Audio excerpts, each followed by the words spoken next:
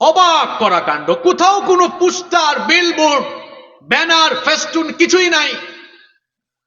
অনেক মালয়েশিয়ানকে জিজ্ঞেস করলাম তোমাদের দেশে এগুলো নাই কেন? আমাদের দেশে এগুলো লাগাইলে জরিমানা দিতে হবে, যে কোনো পলিটিক্যাল পার্টি, যে কেউ। আর আমার দেশে দেখবেন শুভেচ্ছার চোটে একজনের ছবি দিয়ে শুভেচ্ছা জানায়, মাঝখান দিয়ে 10টা চামচার ছবি। চামচা কেন বললাম?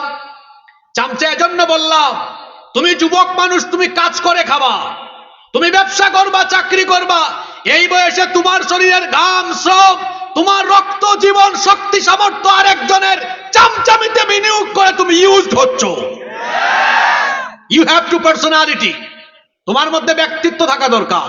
বি এ প্রেস্টিজিয়াস পারসন, ব্যক্তিত্ববান হও। এই যে আমি কথা বলছি, আমার শরীর থেকে ঘাম বেরোচ্ছে, আমারে কেউ আব্বা ডাকলেও তার সামনে পিছনে আমারে ঘুরাইতে পারবে না, কারণ আমার শরীরের ঘাম, আমার শক্তি, আমার সামর্থ্য, আমার তারুণ্য, আমার যৌবন কারো চামচামি করার জন্য আল্লাহ দেন নাই। এই ঘাম, এই শ্রম, এই তারুণ্য, এই যৌবন দেওয়া হয়েছে আল্লাহর জমিনে আল্লাহর কোরআনের রাজ কায়েমের জন্য।